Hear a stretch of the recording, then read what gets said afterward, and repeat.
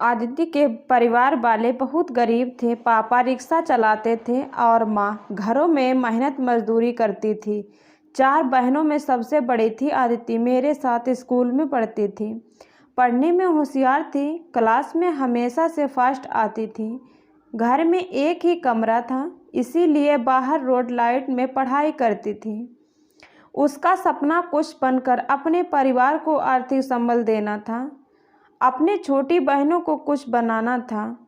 वह अक्सर मुझसे कहती, वो मुझे मधु नाम से बुलाती थी। वह कहती, मुझे पता है मधु, मेरे घर में कभी कभी हमें पानी पीकर ही सोना पड़ता है। कोई बीमार हो जाता है तो आर्थिक संकट खड़ा हो जाता है। पेट काट कर हमें उसका इलाज करना पड़ता है। मुझे यह जानकर बहुत दुख होता था। मैं उससे सहायता की कहती तो वो नहीं लेती। स्वाभिमानी थी वो। बारिश में अक्सर भीग कर स्कूल पहुंचती। घर में एक ही छाता उसके घर हुआ करता था, जो घर के काम करने में काम आता था। सर्दियों में अक्सर ठिठुरती रहती। मैंने कितनी बार कोशिश की वो मेरा स्वेटर पहन ले, पर वह तैयार नहीं होती। मुझे बहुत बुरा लगता था, पर मैं ज़्यादा ना कहती। हमारी 10वीं की कक्षा में उसने तीसरा स्थान लिया था। वह बहुत खुश थी। उसको वजीफे के 700 रुपये मिले तो उसने सबसे पहले अपनी बहनों को और पापा को तथा माँ को स्वेटर दिलाए, पर अपने लिए कुछ ना लिया। मैं सोचती, भगवान इसके जैसी बेटी सबको दे। फिर एक दिन उसने बताया कि उसके लिए रिश्ता आए हैं।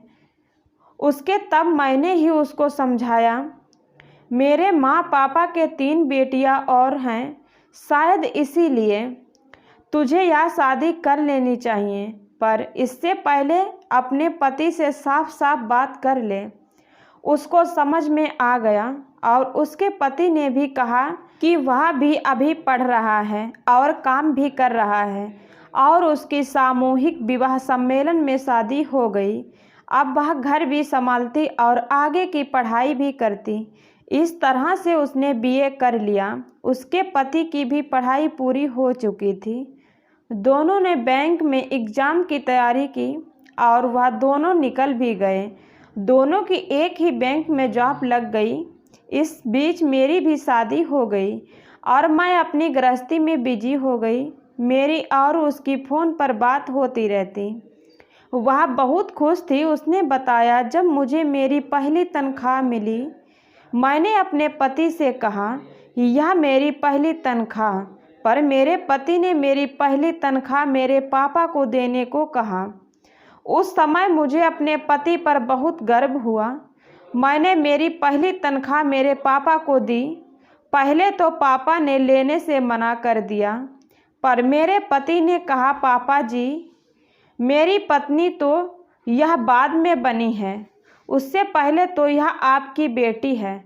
इसका फ़र्ज है आप सब इसके ही नहीं मेरे भी अपने हैं। उस वक्त पापा की आंखों में आंसू थे। उनको शायद वो दिन याद आ गए थे जब लोग उनको ताना देते थे, इस ज़माने में 4 बेटियां, किस्मत खराब है, एक भी बेटा ना हुआ। सब रिश्तेदार हमें कोसते थे। हमारी दादी ने पापा को कभी नहीं पूछा। वो हमारे चाचा को ही पूछती, क्योंकि उनके 2 बेटे थे। कुछ दिन बाद पता चला कि उनकी सब बहनें टीचर बन गई हैं और उनकी भी शादी हो गई। उसके भी एक बेटा और एक बेटी हैं। दोनों को उसने इंजीनियर बनाया। आज मैं भी उसके बारे में सोचती हूँ तो सोचती हूँ, कितने भाग्यशाली थे वो माँ बाप जिनके ऐसी बेटी पैदा हुई, जिसने अपने परिवार को शादी के बाद भी अपना मानकर संभाला और उसका साथ दिया। उसके पति ने अक्सर अपनी पत्नी की तनख्वाह पर अपना हक रखते हैं। यदि बेटी सहायता करना भी चाहती है तो कलेश मचा देते हैं, ताने दिए जाते हैं, परेशान किया जाता है। आदिति भाग्यशाली थी जो उसको ऐसा पति मिला, जिसने आदिति के परिवार को एक बेटी की तरह से अपनाया। सही कहा है किसी ने, गुदड़ी के लाल भी मेहनत और लगन से आगे बढ़ते हैं। दुख इंसान को आगे बढ़ाने में सम्मल देता है और सुख इंसान को आलसी बना देता है। जीतता वही है जो सुख दुख दोनों में ही एक समान रहे और कोशिश करता रहे। सुख शाम की बेला है, ठंडक से ढल जाता है। दुख दिन का सूरज है, तपा कर जाता है। जो ढल गया वो मर गया, जो तप गया वो सोना बन गया। किस्मत के भरोसे ना रहें, भगवान हाथ की लकीरें तो उनको भी देता है जिनके हाथ नहीं होते, पर वो भी अपने पैरों को हाथ बनाकर जीते हैं और नाम कमा जाते हैं। किस्मत अपना काम करती है और कर्म अपना जिंदगी। गरीब भी जीते हैं ऊपर हैं और अमीर भी, पर ज़्यादातर बीमार आपको अमीरों के घर ही मिलेंगे। गरीब मेहनत करता है और 2 समय की रोटी खाकर चैन की नींद सोता है। अमीरों के बिस्तर कितने ही कीमती हों, पर नींदनी उनकी बेफिक्री की नहीं होती। यदि हम संकल्प ले लें कि हमें यह करना है, चाहे कुछ भी हो जाए, तो हमें एक दिन सफलता अवश्य मिलती है। इस कहानी को लिखने का मेरा यही मकसद है कि यदि आप कुछ बनना चाहते हैं तो दृढ़ संकल्पी होना जरूरी है। अमीरी या गरीबी इसमें आड़ी नहीं जा सकती। लोग कुछ भी कहें, लोगों का काम तो कहना है।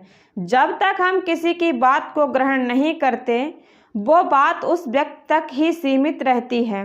वो व्यक्ति कामयाब जब होता है जब हम उसकी बात मान लेते हैं। फिर यही से होती है निराशा की शुरुआत। अनुशासन रहे अपने विचारों से, दुनिया जीती जा सकती है और हारी भी जा सकती है। अच्छी सोच सकारात्मकता को जन्म देती है। दोस्तों, कहानी अच्छी लगी हो तो लाइक शेयर कमेंट सब्सक्राइब जरूर कर लेना प्लीज़। धन्यवाद।